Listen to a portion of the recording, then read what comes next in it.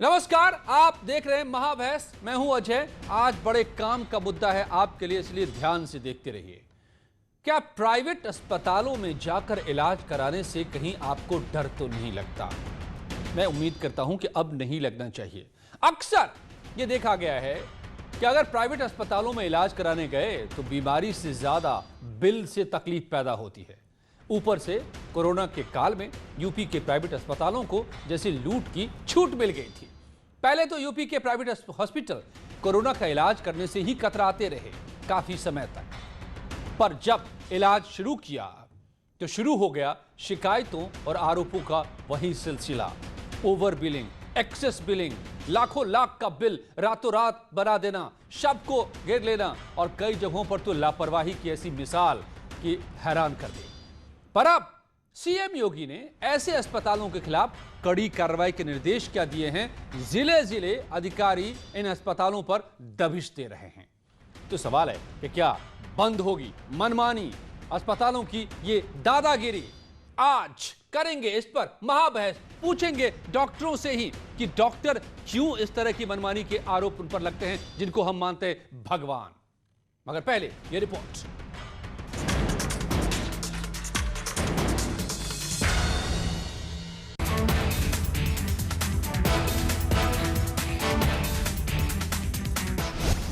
अस्पताल की दादागिरी पर सीएम सख्त।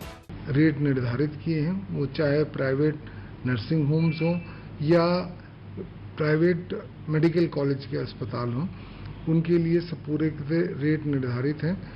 और यदि कोई चिकित्सालय ज़्यादा पैसा लेता है तो उसके विरुद्ध पता लगने पर पूरी अनुशासनात्मक कार्रवाई जो है वो करी जाती है। बिल के बदले बंधक बनाने पर चला कोड़ा। अब ये जो मामला प्रकरण प्रकाश में आया है, ये इसमें जांच का विषय है कि वहाँ पे आप बता रहे हैं कि कोई डॉक्टर भी नहीं था, है ना, तो ये उसमें कार्रवाई की जाएगी निश्चित रूप से। बंधक बनाने का ऑफेंस पुलिस का वो है, हमारे मतलब नहीं है उसमें पुलिस में एफआईआर करानी चाहिए घर वालों को। मरीजों से लापरवाही पर सील की कार्रवाई। वहाँ डॉक्टर जिनके नाम में वहाँ रजिस्ट्रेशन है वो वहाँ नहीं थे और उन्होंने नहीं ऑपरेशन किया, ये पता चला उन्हें, तो वो बिजनौर में, इसलिए जो है उनके लाइसेंस उनका निरस्त किया गया। जान का सौदा करने वालों पर जीरो टॉलरेंस। जो सरकार ने जारी किया है कि कितना पैसा ले सकते हैं, उनकी सारी सीमाएं तोड़ करके प्राइवेट हॉस्पिटल कोरोना महामारी में लूट कर रहे हैं और इस लूट की पूरी जानकारी योगी सरकार को है। कतई कानून का कोई डर ही नहीं है इन लोगों को। कहीं वार्ड बॉय ऑपरेशन कर दे रहे हैं, कहीं लाखों रुपए के बिल आ जा रहे हैं। ये कहीं ना कहीं सत्ता में इनकी मिलीभगत के स्पष्ट आरोप हैं हमारे। सौदेबाज अस्पतालों पर योगी का हंटर। हीरो वाजपेयी बीजेपी के प्रवक्ता मेरे साथ जुड़े हुए हैं। मेरे साथ सुनील सिंह साजन एसपी के प्रवक्ता मेरे साथ जुड़ चुके हैं। डॉक्टर के अग्रवाल आईएमए के अध्यक्ष मेरे साथ जुड़ रहे हैं। डॉक्टर गिरधर ज्ञानी डीजी हैं एएचपीआई के जो अस्पतालों का संगठन है प्राइवेट अस्पतालों का, मेरे साथ जुड़े हुए हैं। स्वागत है आप सभी का। डॉक्टर गिरधर ज्ञानी, मैं शुरू आपसे करता हूं। क्यों जिनको हम भगवान मानते थे वो ऐसे ऐसे कारनामे कर गुजरते हैं कि जिसकी वजह से अब योगी सरकार को सीधे हंटर का इस्तेमाल करना पड़ रहा है डॉक्टरों के खिलाफ? अच्छा लगता है क्या ये?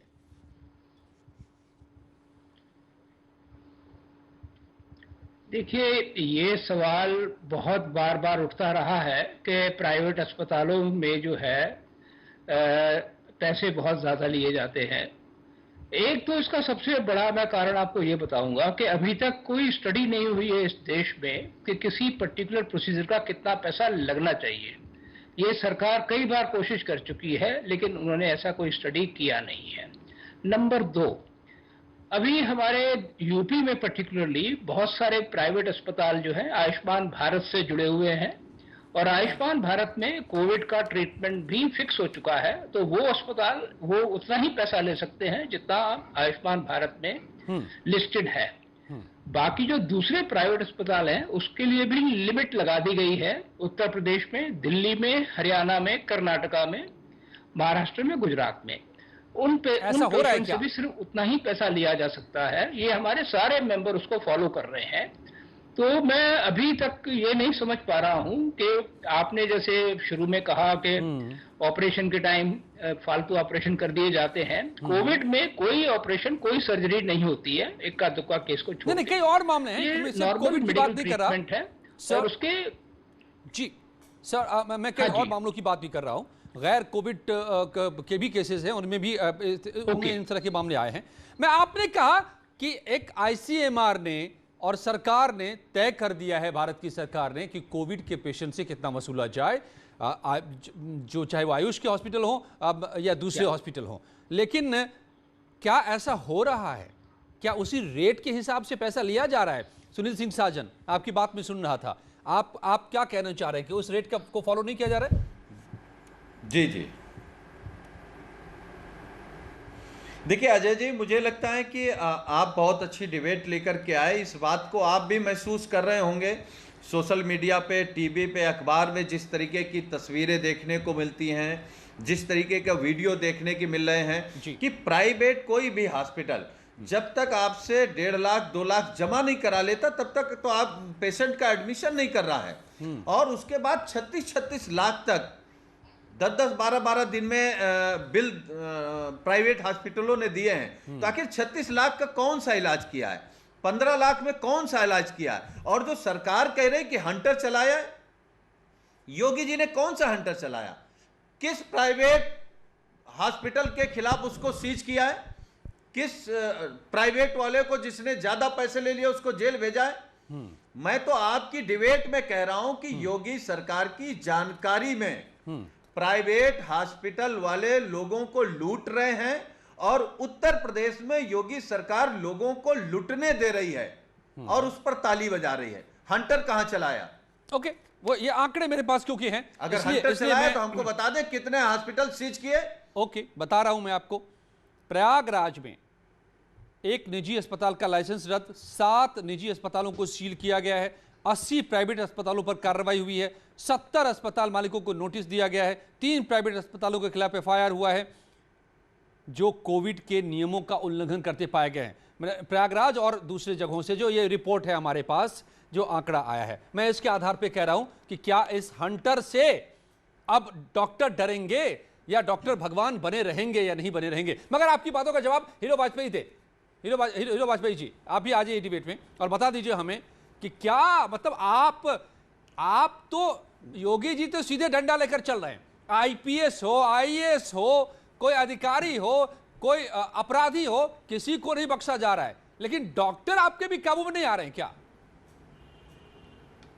2 लोग, डॉक्टर और स्कूल वाले, लगता है ये काबू में नहीं आ रहे। ये एक आपातकाल चल रहा और पूरा जी देखिए, नहीं बिल्कुल ऐसा आपातकाल चल रहा, पूरा विश्व इस महामारी से पीड़ित है और डॉक्टर इस समय भगवान के बाद दूसरा स्वरूप है धरती पर जो लोगों की जान बचाने में मदद कर रहा है। कुछ उदाहरण जरूर हैं जो आपने गिनाए और हम तक भी पहुंचे हैं।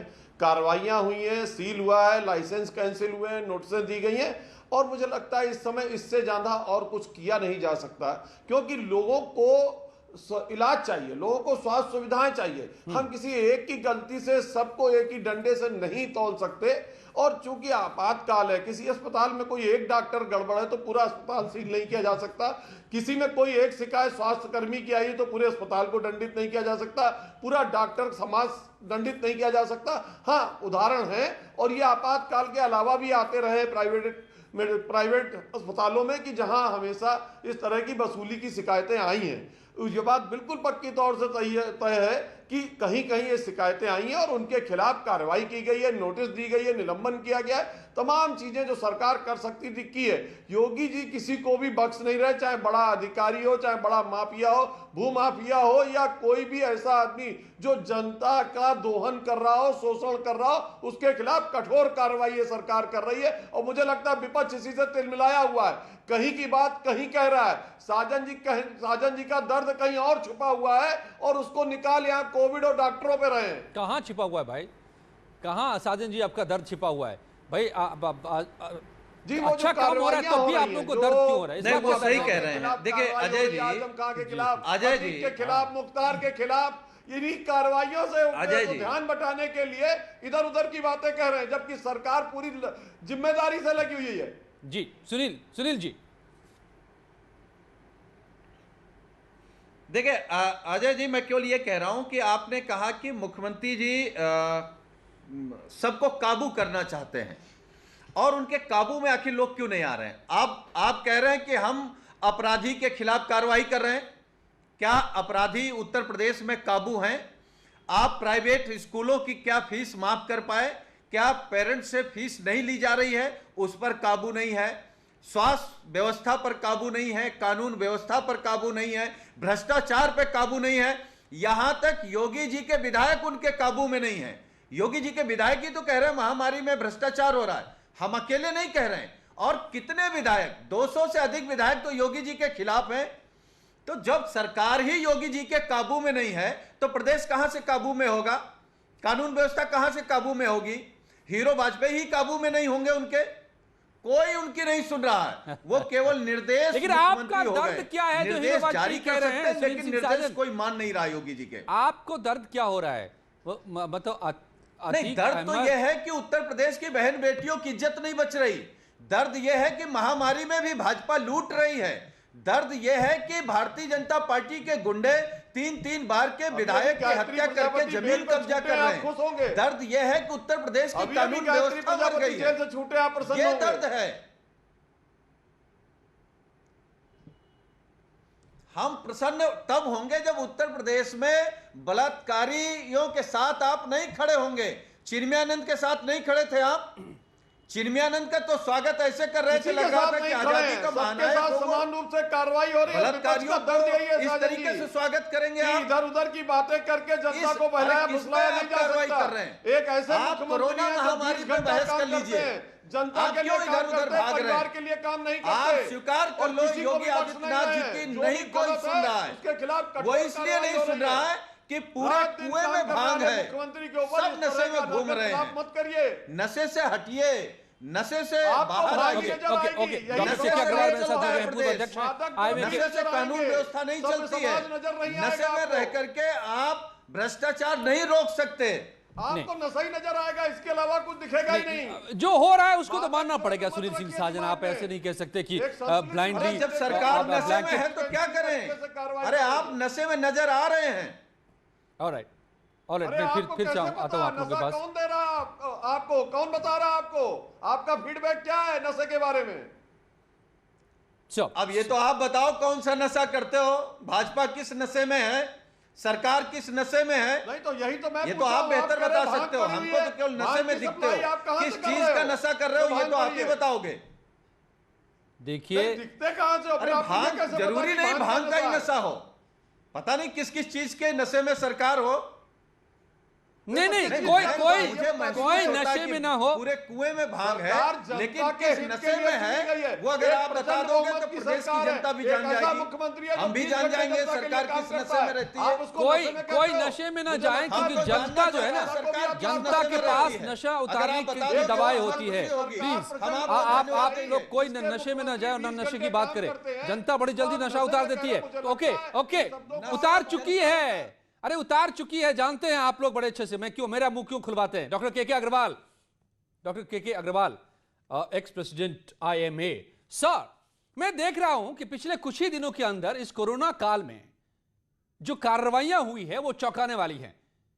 यूपी के भीतर उत्तर प्रदेश में एक प्राइवेट हॉस्पिटल का लाइसेंस रद्द कर दिया गया, 7 अस्पतालों को सील कर दिया गया, 80 प्राइवेट अस्पतालों पर कार्रवाई हुई है, 70 अस्पताल मालिकों को नोटिस भेजा गया है और 3 प्राइवेट अस्पतालों के खिलाफ FIR।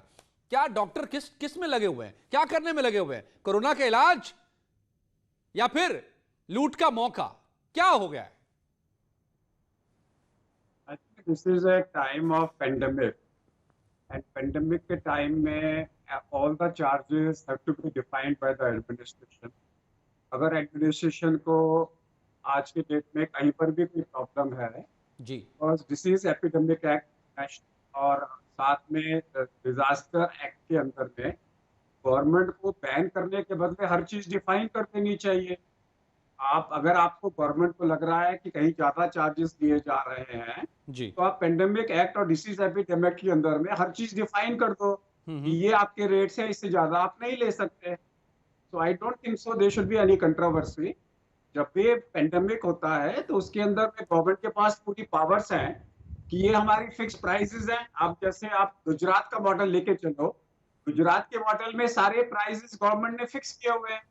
दिल्ली में भी कोविड-19 के प्राइसेस फिक्स किए हुए हैं। तो अगर आप प्राइस फिक्स नहीं करोगे तो कोई अस्पताल अपने चार्जेस लेता है तो कैसे कंट्रोल करो? डॉक्टर अग्रवाल, आप व्हाट यू आर सजेस्टिंग, मेरी जो जानकारी थी कि क्या यूपी में ये फिक्स कर दिए गए हैं। मैं देख रहा था कि जो जितने भी आयुष्मान के तहत अस्पताल जुड़े हुए हैं वहां पर जनरल वार्ड में ये जून 21 की ही रिपोर्ट है, ये यूपी की।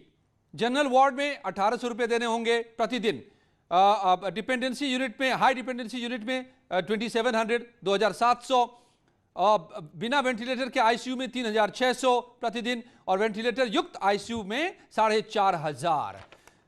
मगर मेरे साथ दूसरे केसेस यहां पर नजर आ रहे हैं कि कानपुर के रीजेंसी हॉस्पिटल में 14 लाख का बिल 10 या 12 दिन के अंदर, पैरामाउंट हॉस्पिटल में ऐसे ही मनमाना बिल, और ऐसे बहुत सारे एग्जाम्पल हैं। सर, क्या कोई पालन कर रहा है क्या? अगर आप पालन नहीं कर रहे हैं तो वो फ्रॉड हो गया। फ्रॉड के अंदर में केस करिए। I don't think so there is any debate here कि मेडिकल प्रोफेशन का इससे कोई ताल्लुक नहीं है।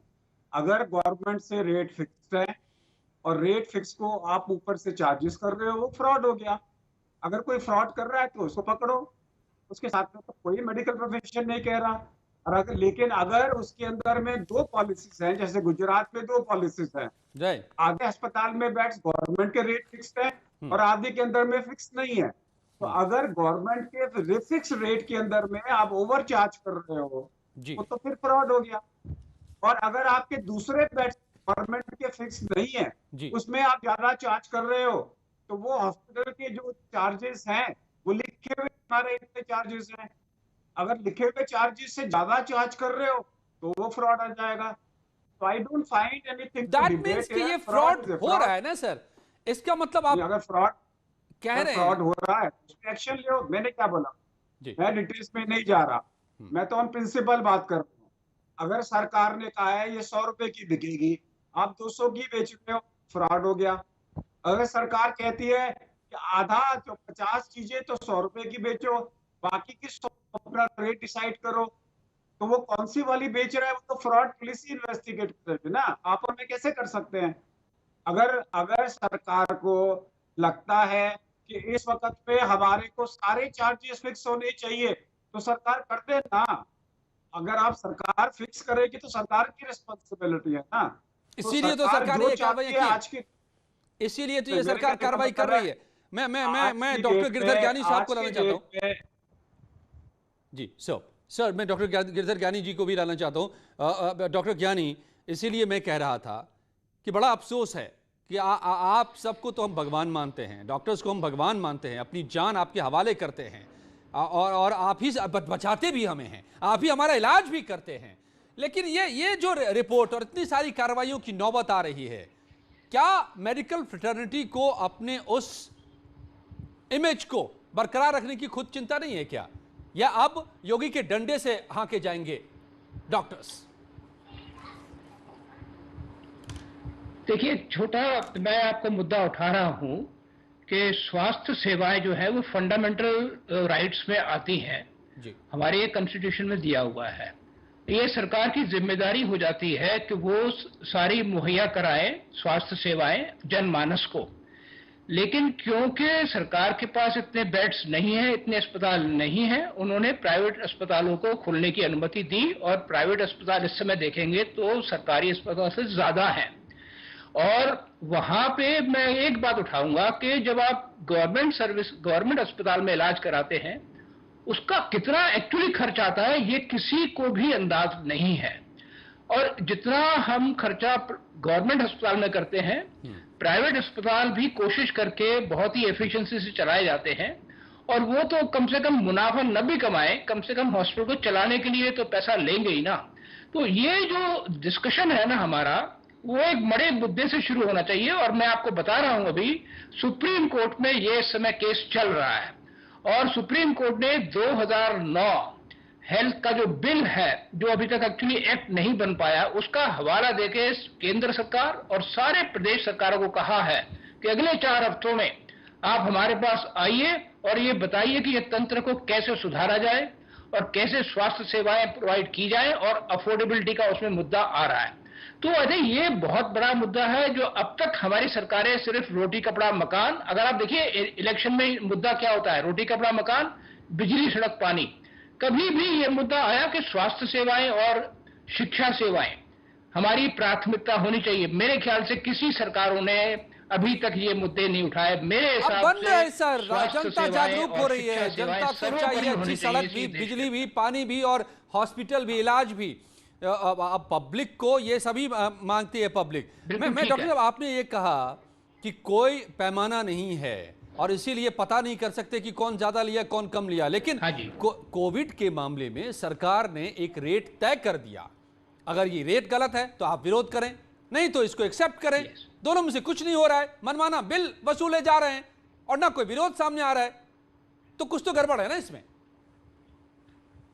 आप देखिए, दिल्ली में आपको डॉक्टर के अग्रवाल ने बताया 10,000 रुपए रेट फिक्स है ज्यादा से ज्यादा जनरल वार्ड का, और अगर आईसीयू में है तो 15,000 का, और 18,000 है अगर वेंटिलेटर पे जा रहा है।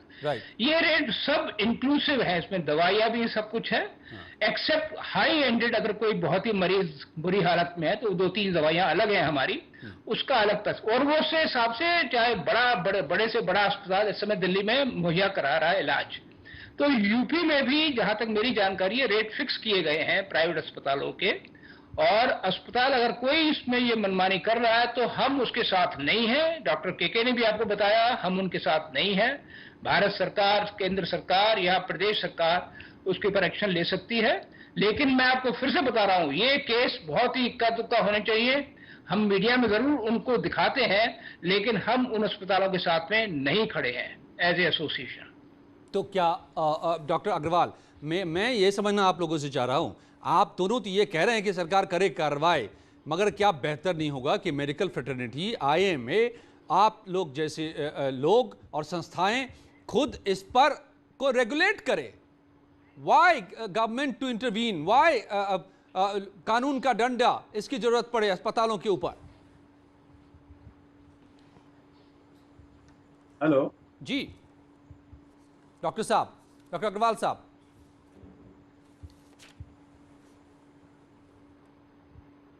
I think you can't hear. Right. ठीक है, मैं आपके पास दोबारा आता हूं। मैं आपको इसका जवाब दे रहा हूं। जी जी डॉक्टर ज्ञानी, प्लीज कम इन। हाँ, मैं बता रहा हूं, जब आयुष्मान भारत के रेट फिक्स हो रहे थे तो हमने सरकार के साथ हम लोग बैठे थे।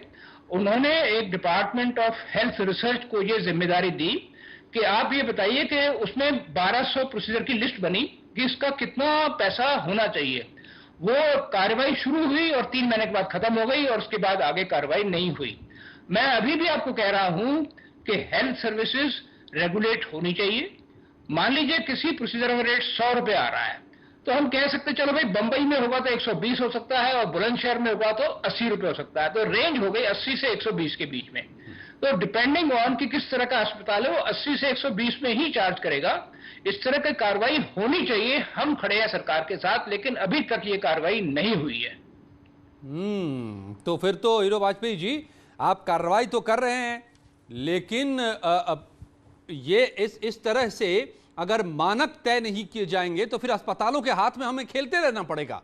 तब कोई कानपुर का रेजेंसी अस्पताल 10 दिन में हमसे 20 लाख ले लेगा तो हम कुछ नहीं कर सकते, क्योंकि उनके पास कोई तय सीमा है नहीं मौजूद। जैसे डॉक्टर ज्ञानी कह रहे हैं, तो ball is in your court, सरकार के कोर्ट में।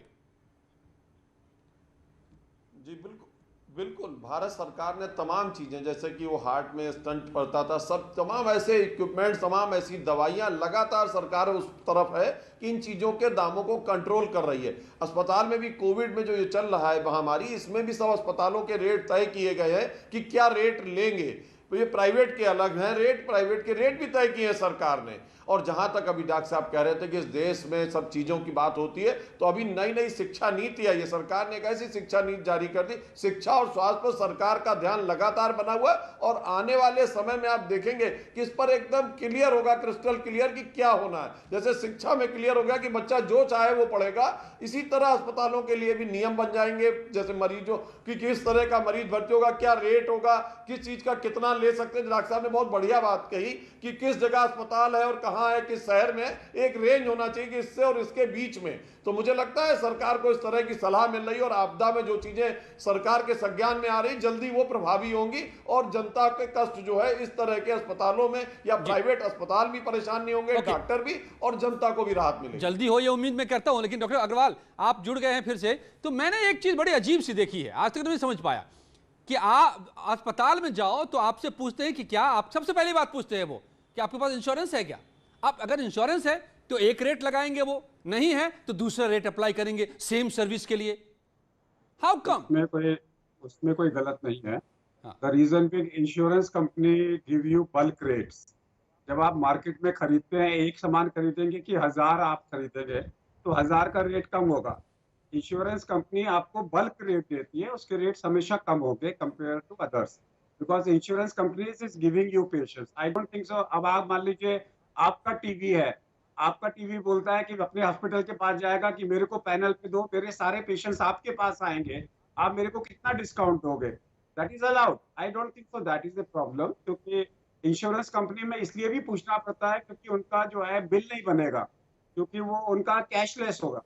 इस वक्त में जो सवाल हो रहा है, इस वक्त में सवाल वो है ही नहीं। सवाल है कि क्या गवर्नमेंट के फिक्स रेट से ऊपर में अगर आप चार्ज कर सकते हो तो क्या वो फ्रॉड है कि नहीं। आंसर इज यस, वो फ्रॉड है। अगर आप कोई चीज आपको फिक्स की गई है और उस फिक्स के ऊपर में चार्जेस ले रहे हो तो फ्रॉड है। और अगर वो चीज फिक्स नहीं की गई है और आपको इजाजत दी है कि आप अपने रेट फिक्स करो तो फिर वो फ्रॉड नहीं है। तो इसमें तो कोई मैथमेटिक्स है ही नहीं। इस वक्त में सरकार को क्या करना चाहिए, अगर सरकार को लग रहा है क्योंकि कोविड का समय, हेल्थ केयर फैसिलिटीज कम है, अगर अस्पताल को लगता है सरकार को कि कोई अस्पताल ऐसा कर रहा है तो उसको टेक ओवर कर ले। आज वो टेक ओवर कर लेगी तो सरकार को एक अस्पताल मिल जाएगा कि जब तक कोविड चल रहा है government can take over the hospital. उनके पास डिजास्टर एक्ट में और उसके अंदर में डिसीज एक्ट में उनके पास पूरी पावर्स है। अस्पताल बंद करने से अच्छा टेक ओवर कर लो। ओके सर, तो मैं जो समझ पा रहा हूं, सुनील साजन जी के पास एक बार और आने की जरूरत थी लेकिन वक्त नहीं इजाजत दे रहा आप। सुनील जी माफ कीजिएगा, मगर मैं कुल मिलाकर के जो समझ पा रहा हूं इन सारी बातों के बीच में कि ट्रांसपेरेंसी, पारदर्शिता की घोर कमी है। इसके लिए बहुत सारे नियम बनाने की जरूरत है, तय करने की जरूरत है हर चीज की रेट को। जो तय हो पाया है जैसे कोरोना को लेकर के, तो उसको लागू कराने की जरूरत है।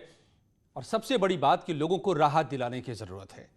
और ये यूपी में जो सिलसिला चला है अस्पतालों पर कार्रवाई का, तो हम उम्मीद करें कि अस्पतालों में मनमाना रवैया जो आरोप लगता रहा है उस पर लगाम लगेगा, ताकि लोगों को बीमारी से भी और बिल से भी राहत मिले। धन्यवाद आप सबका मेरे साथ जुड़ने के लिए। जारी है यहाँ खबरों का सिलसिला, कुछ ही पलों में इस वक्त दीपिका के साथ देखते हैं इस वक्त की तमाम खबरें। शुक्रिया अजय। और